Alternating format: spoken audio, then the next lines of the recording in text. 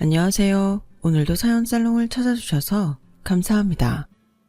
저는 40대 초반에 서울에 사는 여성이에요. 저는 결혼한 지 얼마 되지 않아서 올해에야 결혼 1주년을 맞이한 아직 신혼이라면 신혼인데요.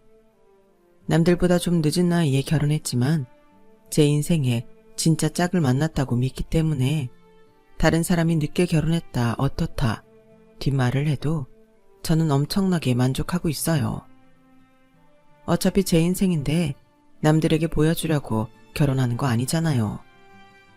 저와 제 남편의 인연이 그때 닿았기 때문에 자연스럽게 이루어진 거라고 생각해요. 왜 사람들이 똥차 가고 벤치 온다고 말하잖아요. 저야말로 그런 경우에 해당됐던 것 같아요. 실은 제가 30대 초반에 정말 좋아했던 사람과 헤어지면서 많은 시간 참 힘들어했었어요. 그런데 그 사람은 헤어져야 했던 게 맞나 봐요. 이렇게 좋은 남편을 만난 걸 보면 말이죠. 오늘은 바로 제가 30대 초반에 겪었던 남친의 어머니 이야기를 여러분들에게 들려드리려고 사연 신청을 했어요.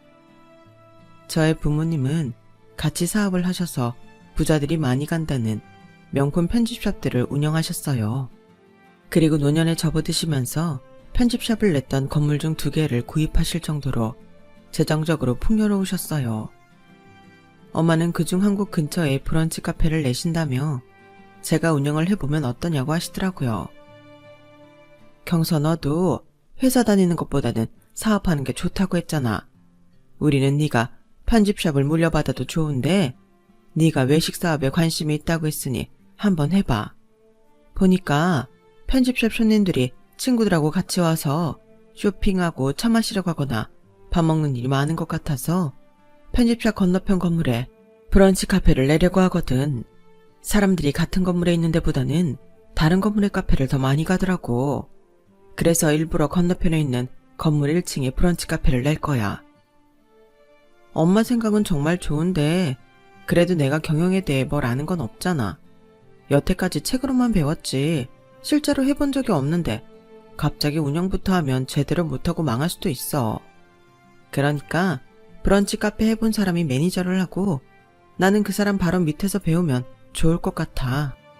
역시 우리 딸이 야무지다니까. 경서야, 아빠도 네 생각에 찬성이다. 안 그래도 네 엄마한테 다른 경영자 찾아서 운영 맡기고 네가 배우는 게 어떠냐고 했는데 네 엄마는 무조건 너한테 맡기겠다고 하잖니. 엄마는 네가 누구 밑에서 일하는 거 힘들까봐 그랬지. 정말 괜찮겠어? 힘들긴 뭐가 힘들어. 나 지금도 회사에서 다른 사람 밑에서 일하고 있잖아. 회사도 다녔는데 내가 하고 싶은 일을 위해서 다른 사람한테 배우는 건데 완전 좋지. 그렇게 저는 엄마가 내시는 브런치 카페에서 일하게 됐어요. 매니저는 유명한 레스토랑에서 일했던 사람을 스카우트했고요. 저는 그 사람 밑에서 홀과 주방을 어떻게 통제하고 직원들을 어떻게 대해야 하는지 배우면서 홀 바닥을 걸레질하는 일부터 시작했어요. 제가 이 카페의 사장인 엄마 딸이라는 걸 알면 직원들이 불편해할까봐 알리지도 않았죠. 홀 매니저는 제가 사장의 딸이라는 걸 알고 있었고요. 저는 사실 부모님이 어떤 분들인지 알리는 걸 꺼려했어요. 어릴 때부터 보면 순수하게 저와 사귀려 하기보다는 저희 집 돈을 보고 저를 이용하려는 사람들이 더 많았거든요. 저뿐만 아니라 부모님과 오빠 주변에도 호시탐탐 어떻게든 돈을 뜯어내려는 사람들이 많아서 더 경계하게 됐던 것 같아요. 물론 중고등학교 때 친구들은 저희 부모님이 어떤 일을 하고 있는지 알고 있었고요. 크면서 만나는 사람들 중에는 순수하게 저를 봐주는 사람이 별로 없어서 상처도 많이 받았어요. 제가 돈 많은 집 딸이라고 무조건 사치스럽거나 고생도 안 해보고 컸을 거라며 함부로 말하는 사람들도 많았거든요. 아무튼 이런저런 이유로 저는 되도록 부모님 하시는 일이나 저희 집에 대해 말을 하지 않는 게 몸에 뱄죠. 저희 부모님은 진짜 부자일수록 성실하고 사람들한테 친절한 법이라며 저희 교육도 철저히 시키셨어요. 그래서 무슨 일을 하든 누구를 만나든 예의범절을 잘 지키려고 노력했고요. 이건 제 멋대로 생각일지 모르지만 저나 저희 집 가족들이 그렇게 나쁜 짓을 하면서 살지 않았기 때문에 저의 경제적 능력만 보려고 했던 전남친 집안과 이어지지 않은 것 같아서 다행으로 생각하고 있어요. 전남친은 저희 브런치 카페가 오픈하고 얼마 안 돼서부터 자주 오던 단골이었어요.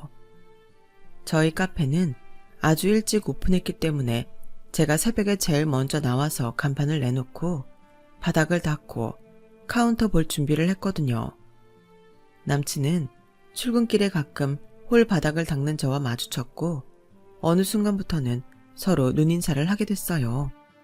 늘 말끔하게 양복을 차려입고 근사한 가죽 가방을 한 손에 들고서 바쁜 걸음으로 출근하는 그 사람 모습을 보며 흔한 회사원은 아닐 것 같다는 생각은 했었어요. 그 시간은 출근 시간대도 아니었고 일반 회사원보다 훨씬 틀에 딱 맞춘 것처럼 차려입고 다녔거든요. 저희 카페는 저녁 시간이 시작되기 전 문을 닫았는데 그 즈음에도 바쁜 걸음으로 바깥을 왔다 갔다 하는 모습도 봤고요. 그래서 저는 근처 벤처기업들 중 어디 한 군데를 운영하는 사람일 수도 있겠다고 생각했어요.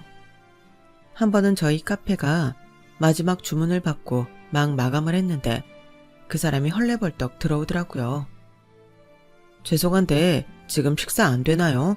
아무거나 재료 남는 거 있으면 만들어 주실 수 있을까요? 제가 오늘 하루 종일 아무것도 못 먹어서요. 라는데 안색도 헬쓱하고 입도 바짝 마른 게 되게 힘들어 보이더라고요. 저희가 지금 매장은 마감을 하는데요. 괜찮으시겠어요? 아, 네, 포장해주세요. 어차피 사무실에서 먹으려고 했거든요. 일이 많아서 서류 보면서 먹어야 되거든요. 남자는 저와 이야기를 하면서도 틈틈이 문자를 확인하고 답을 보내는 것 같더라고요. 그러시면 드시고 싶으신 거 메뉴에서 골라주세요. 제가 포장해서 갖다 드릴게요. 정말 그래도 될까요? 너무 죄송한데요. 그럼 제가 음식 값을 더 낼게요. 아니에요, 괜찮아요. 그냥 음식 값만 주세요.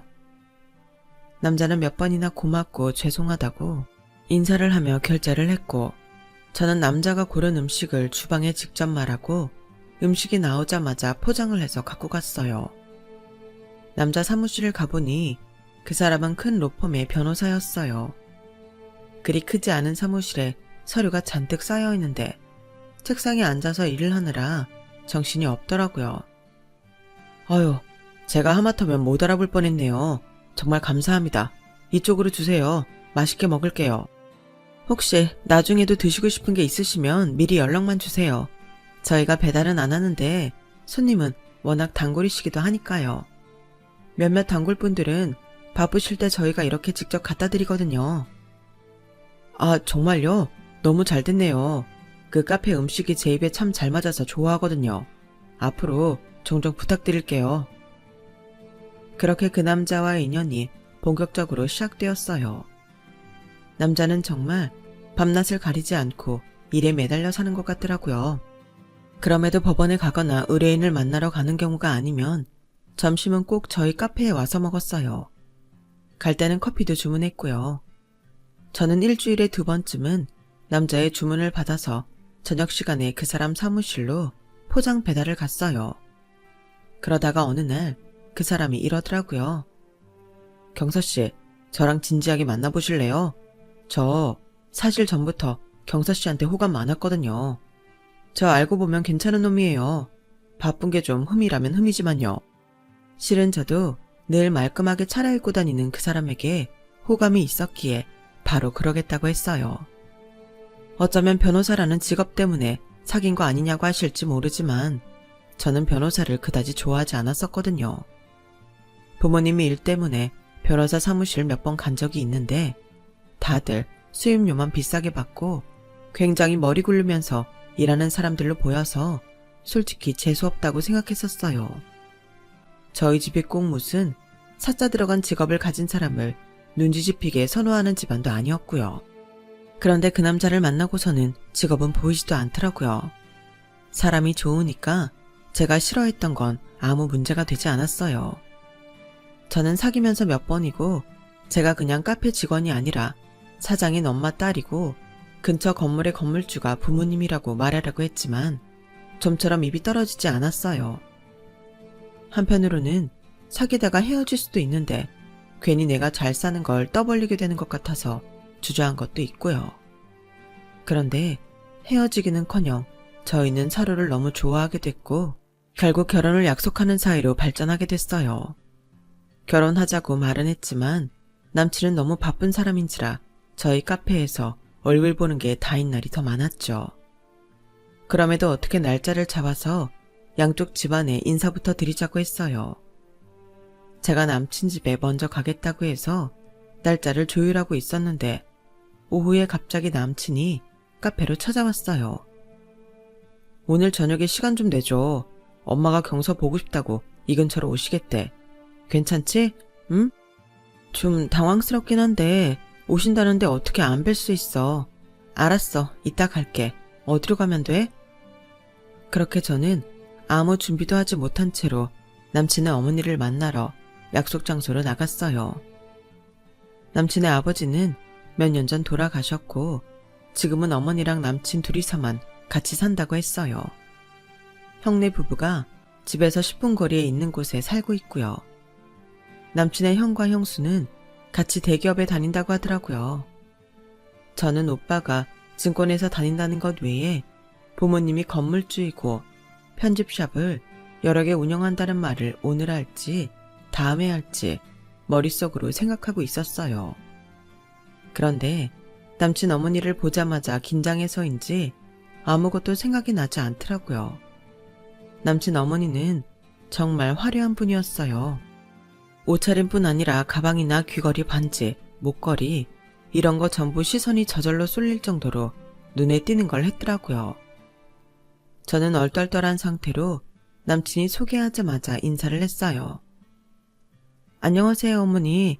저 박경서라고 해요. 처음 뵙겠습니다. 우리 상준이가 그렇게 좋아하는 여자가 아가씨구나. 그래요. 앉아봐요. 상준아, 우리 음식 시켜야지. 여기 뭘 잘하니? 주방장 추천 음식 같은 게 잘 나오려나? 라며 메뉴판을 보는데 인상이 까다로워 보여서 어째 제 가슴이 턱 막히는 기분이었어요. 세상에, 우리 상준이가 여자 보기를 돌처럼 하는 줄 알았거든. 여기저기서 선짜리 들어와도 꿈쩍도 안 하던 애야. 근데 아가씨 좋다고 바로 결혼까지 한다니 내가 집에 오는 날을 기다리고 있을 수가 있어야 말이지. 그래서 내가 오늘 좀 보겠다고 했어. 괜찮지? 네, 괜찮아요. 그래, 내가 원래 말 돌려서 잘못하고 성격도 급해서 바로 물어볼게. 아가씨 직업이 뭐야? 저는 상준 오빠 사무실 근처에 있는 브런치 카페에서 일해요. 순간 남친 어머니 표정이 확 굳는 게 보였어요. 저는 가슴이 철렁했죠. 제 직업이 영 아니다 싶구나 하고 걱정이 됐거든요. 남친은 변명을 하는 것처럼 제 말에 덧붙였어요. 엄마, 요즘은 레스토랑들도 다 카페라고 많이 불러. 브런치 카페라고. 이 근처에서는 고급스럽고 음식도 잘해서 인기 되게 많은 데야. 그럼 그 고급스럽고 음식 잘하는 브런치 먼지에서 아가씨가 하는 일은 뭔데? 거기 사장이야? 저는 사장이 우리 엄마라고 말을 하려고 했어요. 그런데 남친이 차갑게 변한 자기 엄마 태도에 놀랐는지 자기가 나서서 막 설명을 하더라고요. 그건 아닌데 아직 젊고 지금 배워가는 중이잖아. 그 카페에서 제일 유능한 직원이니까 금방 카페도 차릴 수 있어. 라고 하자 남친 어머니는 까랑까랑한 목소리로 언성을 높였어요. 상준이 너 지금 제정신이야? 그냥 차라리 결혼하기 싫다고 해. 여기 음식 시킨 거 다 취소해주세요. 여기 종업원 어디 갔어요? 라며 서슬퍼렇게 종업원을 부르더니 좀 전에 시킨 음식을 전부 취소하고는 저를 싸늘하게 내려다보며 아가씨, 잠깐 밖에서 나 좀 봐. 상준이 넌 따라올 생각 마. 라더니 먼저 성큼성큼 식당을 나갔어요. 남친 어머니는 저를 한 커피 전문점으로 데리고 들어가더니 자리에 앉자마자 이렇게 말했어요. 다 필요 없고 당장 우리 상준이랑 헤어져. 어머니, 잠깐 진정하시고 제 이야기를 먼저. 나 얘기 더 듣고 싶지도 않아. 하다못해 거기 홀 매니저라도 한다고 하면 그래도 참았을지도 몰라. 아니, 그래도 안 되지. 언감생심 그것밖에 안 되면서 감히 변호사인 우리 아들을 넘봐? 믿는 구석이라도 있는 거야. 아니, 변호사 집안에서 아가씨 같은 사람하고 결혼하라고 허락해 줄 줄 알았어? 이 아가씨가 아주 드라마를 너무 많이 봤나 봐. 맨날 못 사는 여자가 직업 좋은 남자랑 신데렐라처럼 잘 되고 그런 거 보면서 헛꿈 꾼 것 같은데 나는 절대 허락할 수 없으니까 지금 이 자리에서 아가씨가 우리 아들 앞으로 안 만난다고 약속해. 안 그러면 나 아가씨 카페 사장한테 아가씨 자르라고 할 거야. 꽃뱀짓하고 돌아다닌다고 투서 넣을 거라고. 저는 너무 어이가 없어서 남친 어머니를 그저 보기만 했어요. 무슨 말을 해도 통하지 않을 것 같았고 저는 일단 오늘은 돌아가시라고 하고 자리를 피해 나왔죠. 그런데 남친 어머니는 바로 저를 따라 나오더니 뒤에서 갑자기 제 머리채를 확 잡는 거였어요. 너 빨리 지금 우리 상준이랑 안 만난다고 말하라고. 너 같은 것들 내가 얼마나 많이 본 줄 알아? 내가 오만정성 다 들여서 키운 아들을 너 따위 카페나 출근하는 나부랭이한테 빼앗길 것 같아? 어머니, 잠깐 이거 놓고 말씀하세요. 어머니. 어머니는 누가 네 어머니야? 그 어머니 소리 집어치우지 못해? 저는 그 수모를 당하고서도 남친과 헤어지겠다는 생각을 하지 못했어요. 그만큼 남친을 많이 좋아했거든요. 남친은 자기 엄마가 그렇게 나을 줄 몰랐다며 많이 당혹스러워했고요. 경서야, 내가 진짜 미안해. 엄마가 인생의 자랑이 오직 나랑 형 잘 키운 것밖에 없다고 늘 그러시거든. 아마 거기서 오는 자존심 때문에 그러신 것 같아. 내가 대신 사과할게. 너 많이 힘들지? 오빠가 그렇게 말해주니 마음이 좀 낫긴 한데 내가 오빠 어머니 마음에 안 드는 건 맞아. 어떡하지? 내가 엄마한테 잘 말할 테니까 조금만 기다려줘. 나랑 헤어진다느니 그런 말 하면 안 돼. 당연하지. 내가 오빠랑 왜 헤어져? 아, 근데 오빠, 나도 할 말이 있는데 우리 만나서 얘기해. 저는 남친한테 우리 집에 대해 털어놓을 생각이었어요. 그래서 남친이 바쁘지 않은 날로 약속을 잡고 어떻게 말을 꺼낼지 고민하고 있었는데 남친 어머니가 브런치 카페 앞까지 찾아왔어요.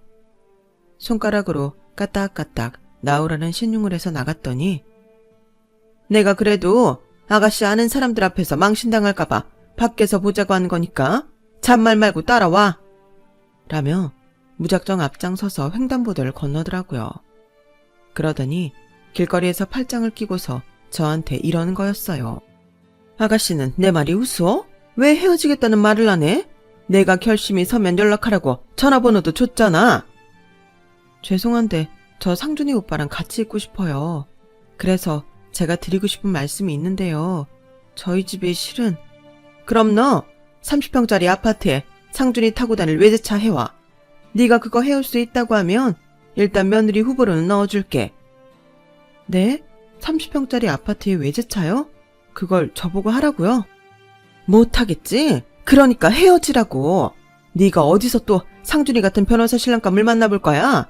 아마 앞으로 평생 없을 거다. 내가 애써서 키워놓은 아들 네가 툭 채갔겠다는데 그 정도는 해줘야 되는 거 아니야? 그리고 나도 아들 키운 값은 받아내야겠으니까 나한테도 2천만 원은 가져와야 해. 그거 상준이 오빠도 아는 내용인가요? 아니죠. 어머님 이러시는 거 상준 오빠가 알면 좋아하지 않을 거예요. 그러니 지금 말씀은 제가 못 들은 걸로 하겠습니다. 저 상준 오빠랑 잘 살고 싶어요. 결혼 허락만 해주시면 어머니 실망시켜드리는 일은 없을 거예요. 넌 이미 내 기대를 꺾어놔서 엄청나게 실망시켰어. 그런데 내가 그런 것도 못 받으면 왜 널 받아들여야 되니? 내 입장도 생각해봐. 내가 아들을 둘 낳아서 키우는 동안 아무 꿈도 없었을 것 같아? 걔들 잘나게 키워서 잘난 며느리 보고 그 덕에 나도 잘 살아야 내가 그동안의 고생이 보람이 있지. 너 같은 거 며느리로 들이자고 내가 그런 짓거리를 했겠어? 길거리에서 저한테 삿대질을 하는 남친 어머니의 목소리는 점점 커져만 갔고 지나가는 사람들은 아예 걸음을 멈추고 저희를 쳐다보기까지 했어요. 더는 이대로 있어서는 안 되겠다 싶었어요. 제가 말씀드릴 게 있으니 어디 잠깐 들어가서 이야기를 더 했으면 좋겠는데요. 그냥 이 자리에서 얘기해. 난 너랑 물 한 잔도 같이 마시고 싶지 않다고. 너 눈치 되게 없구나. 종업원이 이래서 어디 그 가게 장사가 잘 되겠어? 얼른 대답해. 혼수랑 2천만 원 가져올 거야? 내 아들이랑 헤어질 거야? 저 일단 여기서 헤어지겠다는 말씀은 못 드려요. 나중에 제가 다시 가서 드릴 말씀이 있으니까요. 좀 기다려주세요. 오늘은 이만 보는 눈도 많고 아직 일하는 시간이니 들어가 보겠습니다. 그렇게 인사를 꾸벅하고 횡단보도 신호등이 바뀌자마자 마구 뛰어가는 제 뒤에 대고 남친 어머니는 아우 저 망할려니? 라며 욕하는 소리가 들렸어요. 제가 좋아하는 남자의 어머니가 저한테 이렇게까지 모질게 대하는 건 정말 가슴이 찢어지는 것만 같았어요. 태어나서 처음 당해보는 모욕이기도 했고요. 저는 그때까지 어디 가서 그런 대접을 받아본 적이 한 번도 없었거든요. 이게 다 부모님이 잘 살아서 나랑 오빠까지 힘들지 않게 하셨구나 라고 생각하니 부모님이 더더욱 존경스럽고 대단하게 느껴졌어요. 꼭 돈이 많아서만이 아니라 부모님은 정말 성실히 열심히 사셨기 때문에 그 누구도 함부로 대하지 못했거든요. 결국 여태까지 제가 받은 대접들은 부모님 덕이었던 거죠. 저 하나만 딸랑 세상에 나와서 카페에서 일한다고 하니 이렇게까지 하찮은 취급을 받는다는 게 참 씁쓸했어요. 저도 일을 더 열심히 배워서 꼭 성공해야겠다고 굳게 다짐하는 계기도 되긴 했지만요. 제가 아무리 우리 집에 대해서 말을 하려고 해도 남친 어머니는 제가 말할 틈을 주지도 않아서 답답했어요. 그래서 남친을 만나자마자 저는 그 일부터 이야기했어요. 엄마가 너 또 찾아가서 그러셨다고? 아, 나 진짜 내가 그렇게 말을 했는데도. 경서야, 너 상처받아서 어떡하냐? 내가 뭐라고 엄마는 그렇게까지 하시는지 모르겠다. 나 아직 로펌에서도 이제 막 신입 벗어서 그렇게 잘나지도 않은데. 그래서 말인데 오빠, 내가 우리 집 이야기 한 적 없잖아. 오빠는 막연히 우리 부모님 그냥 평범한 걸로 생각하는 것 같은데. 뭐 회사 다니다가 은퇴하셨거나 집에서 소일거리 하시거나 그러지 않을까라고 생각했지. 왜? 실은 우리 부모님 명품 편집샵 운영하셔. 매장 하나만 있는 거 아니고 몇 군데 있어.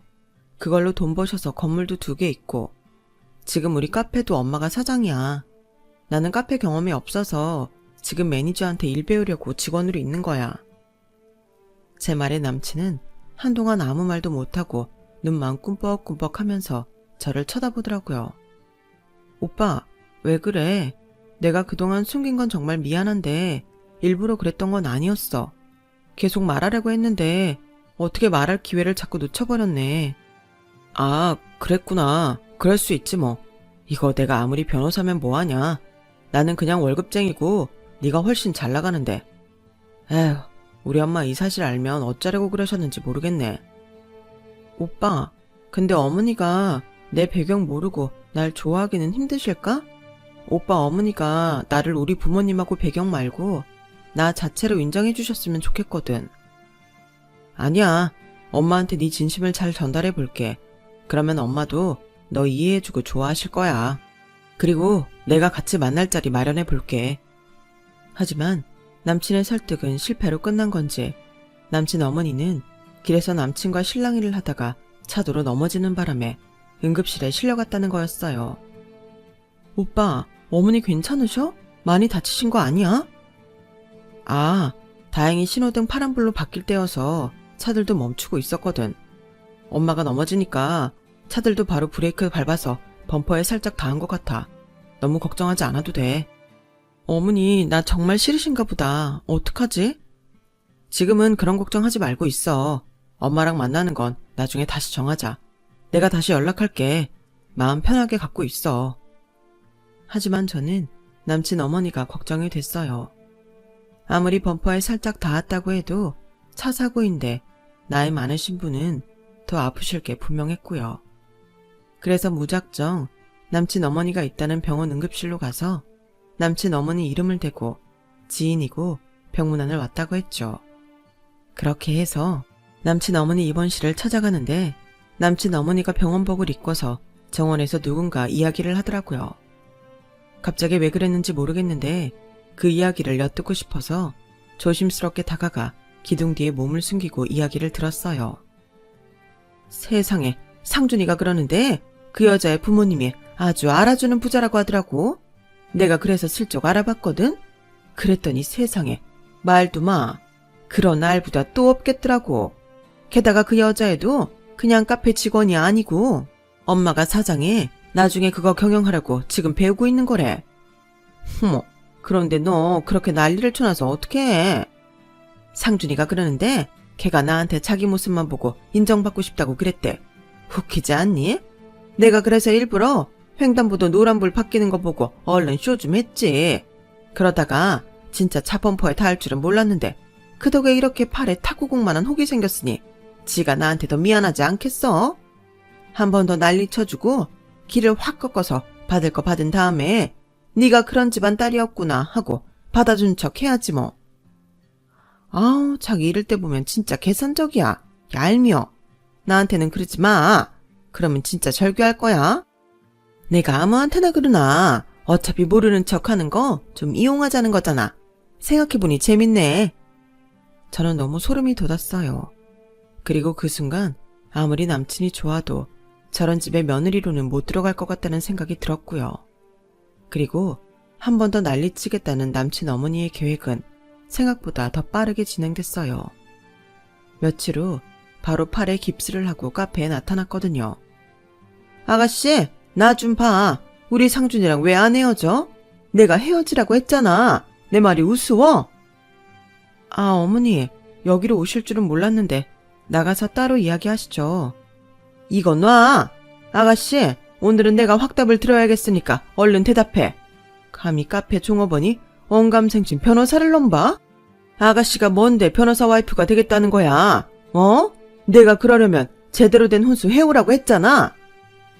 5분 전인 새벽 6시 반에 나타나서 이 난리를 치는데 남친 어머니는 아마 아무도 없는 데에서 저를 기를 죽이고 그 다음에 받아주는 척 하려는 계산이었던 것 같아요. 하지만 그 시간에 제 이야기를 다 들은 엄마가 카페에 나와 있었어요. 거기에 매니저도요. 먼저 매니저가 나와서 남친 어머니한테 말했어요. 저기요, 이상준 변호사님 어머니 되시죠? 저랑 사장님이 어제 경서 씨한테 사정 얘기 다 들었거든요. 지금 경서 씨 기강 잡으려고 일부러 그러시는 거잖아요. 그러지 말고 조용히 나가주세요. 오픈 전에 남의 가게에 와서 이러시는 거 아니에요. 뭐라고? 지금 말 다 했어? 어디 감히 카페에서 일하는 주제에 나한테 이래라 저래라야. 나 대기업의 변호사인 아들들 엄마야. 네, 근데 경서 씨가 이 카페 사장 딸이고 저 앞에 건물주에 편집샵 하는 사장님 딸인 거 다 알고서 이러시는 거잖아요. 매니저 말에 남친 어머니는 놀라서 파랗게 질려버렸어요. 뭐라는 거야 지금? 내가 뭘 한다고 그래? 그러자 그때 뒤에서 다 듣고 있던 엄마가 나오셨어요. 다 알고 계시잖아요. 우리 경서가 대기 병문안 갔다가 정원에서 친구분하고 하는 얘기 다 들었답니다. 우리의 얘기 아드님한테 다 듣고서도 일부러 기 죽여서 혼수 다 받아내겠다고 이러시는 거라고요. 그 말에 남친 어머니는 얼굴이 빨개지더니 어쩔 줄 몰라 했어요. 저 어머니 병문안 갔었어요. 걱정돼서요. 그랬다가 정말 깜짝 놀랄 만한 이야기를 들었고요. 결국 저 자체는 인정을 못 하시겠다는 거잖아요. 우리 집안 재력만 이용하시려고 하는 그 모습 보고 저 결심했어요. 말씀하신 대로 오빠랑 헤어질게요.